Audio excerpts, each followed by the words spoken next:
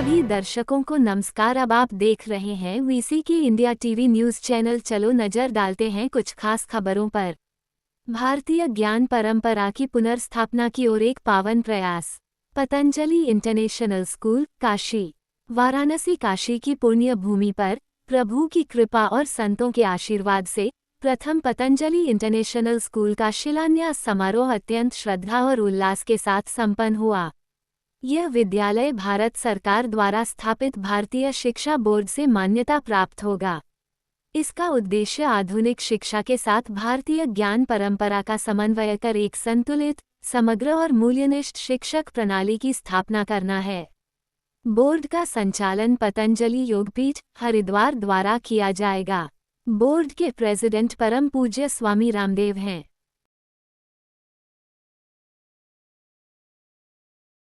आप क्या कहना, आज स्कूल का भूमि पूजन है, क्या कहना चाहेंगे आज आप आए हैं? देखिए, भूमि का पूजन जिस उद्देश्य से हो रहा है वो उद्देश्य बड़ा महान है।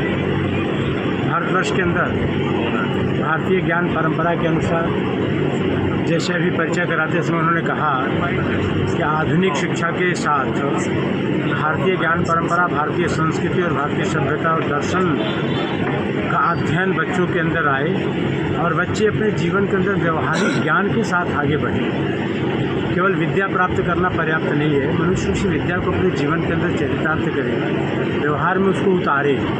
इस दृष्टि को ध्यान में रख कर के इस विद्यालय की स्थापना हुई है। क्योंकि हम सब जानते हैं कि पतंजलि नाम लेते ही एक तो बहुत कम लोगों का ध्यान महर्षि पतंजलि की तरफ जाता है, लेकिन आज पतंजलि का जब नाम लेते हैं तो स्वामी रामदेव का नाम सामने आता है। तो पतंजलि के प्रोडक्ट हों, अब तो अपने जीवन के अंदर एक ऐसा अद्भुत व्यक्तित्व खड़ा हुआ जिसने भारतवर्ष के अंदर स्वदेशी के माध्यम से, स्वबोध के माध्यम से अपने देश के अंदर एक अवेकनिंग आए, कि अवेयरनेस आए, समाज जागृत हो।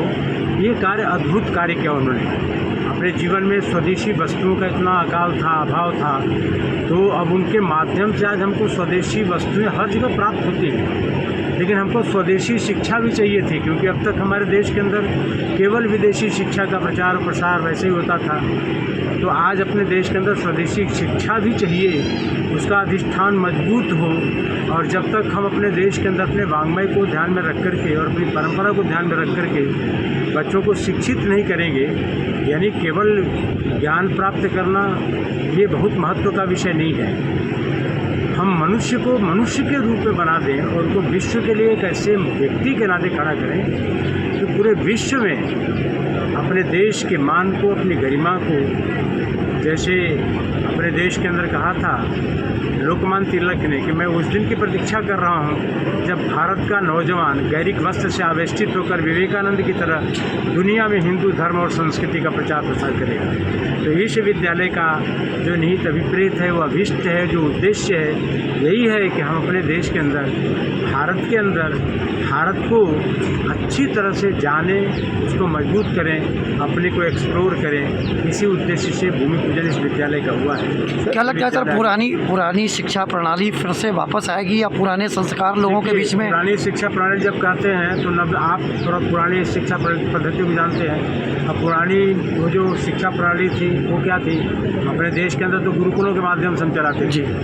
अब वो गुरुकुल के माध्यम को चलाने के लिए भी एक प्रकार का गुरुकुल ही होगा। अब हम लोगों को जंगल में ले जाकर के आचार्य को पढ़ाएं, और अब वो संभव उस प्रकार से नहीं हो पाता है, क्योंकि हर व्यक्ति को इस उस कार्य के लिए तो अपने आप को हर कोई न कोई व्यक्ति ओन करे उसको। हम समाज के अंदर अपना काम कर रहे हैं, दृष्टि हमारी वो रहेगी, हमारी नींव रहेगी पुरानी, नया निर्माण करने वाले हैं हम सब बिल्कुल। हमारे लिए कि नींव वही रहेगी, नींव से भटक करके इधर उधर जाएंगे। हमारी जो पुरातन शिक्षा थी, अभी जब चर्चा चली तो संस्कृत की चर्चा चली, इस देश के अंदर हमारे वैज्ञानिकों की चर्चा है, दुनिया के लोगों ने उनको महत्व दिया है। तो आज जो पतंजलि ने काम किया है पूरे विश्व के अंदर, तो अपने वाङ्मय, अपने वेद, अपने उपनिषद, अपने पुराणों के माध्यम से तो सारे कार्य कर रहे हैं, उनकी सारी संरचना उस पर खड़ी हो रही है। आज हमारे बीच में जैसे पतंजलि के उनके शिक्षा, भारतीय शिक्षा बोर्ड के यहाँ पर चेयरमैन बैठे हुए हैं और बड़े विद्वान IAS ऑफिसर रहे, और भारतीय ज्ञान परंपरा और भारतीय वाङ्मय का इतना अगाध किसी IAS ऑफिसर को तो मैं इतना अध्ययन नहीं देखा हूँ जितना इनके अंदर है। तो ये कार्य चलेगा। आप कभी अब से जुड़ेंगे ये कार्य, क्योंकि कार्य भी अपने महत्व को और अपने ये सामर्थ्य को बताता है समाज का। हम ऐसा काम करेंगे। इस स्कूल को लेकर के क्या संदेश देंगे और यहाँ के स्कूल को लेकर के संदेश है कि भारतवर्ष के अंदर सभी स्कूल जितने भी हैं, वो सरकारी हैं, व्यक्तिगत हैं, उनको भारतीय शिक्षा ये परंपरा, भारतीय दर्शन, भारतीय धर्म और भारतीय संस्कृति के आधार पर शिक्षा को आगे बढ़ाना चाहिए। स्वाभिमान बढ़ाने वाली शिक्षा चाहिए, स्वाभिमान शून्य शिक्षा नहीं चाहिए।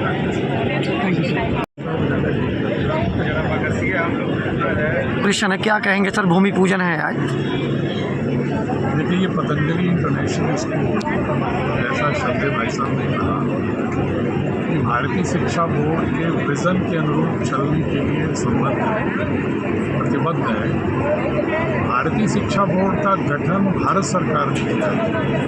पतंजलि योगपीठ का चूँकि संकल्प था कि भारत में ऐसी शिक्षा होनी चाहिए, भारत सरकार ने नियमों के अनुपालन को करते हुए पतंजलि योगपीठ को भारतीय शिक्षा बोर्ड की स्पॉन्सरिंग बॉडी के रूप में नियुक्त किया, ताकि पतंजलि योगपीठ इसके उद्देश्य के अनुरूप संचालन करे। इसका मुख्य उद्देश्य है कि आधुनिक शिक्षा के जो भी प्रारूप है, उसकी जो विशेषताएँ मानवीय हित में, बच्चों के हित में, उसको तो हम यथावत रखेंगे, लेकिन जहाँ भी संभव है भारतीय ज्ञान परंपरा, भारतीय संस्कृति की दृष्टि ही बच्चे के मानस के निर्माण में एक प्राथमिकता के साथ भूमिका उसकी होनी चाहिए। क्या कहना चाहेंगे? भारत को भारत बोध के साथ खड़ा करना है, भारत के स्वाभिमान के साथ खड़ा करना है, और एक अखंड भारत के निर्माण के लिए आवश्यक है कि भारत के प्रत्येक बच्चे के मानस में, उसकी चेतना में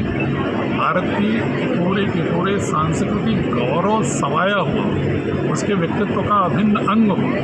पतंजलि इंटरनेशनल स्कूल इस क्षेत्र में उस दृश्य को आगे बढ़ाएगा, ऐसा मेरा विश्वास है। सर, वाराणसी में तमाम ऐसे स्टूडेंट हैं जो वाराणसी में पढ़ाई में रुचि नहीं लेते हैं, वो बाहर जाते हैं और उनके गार्जियन भी सपोर्ट करते हैं।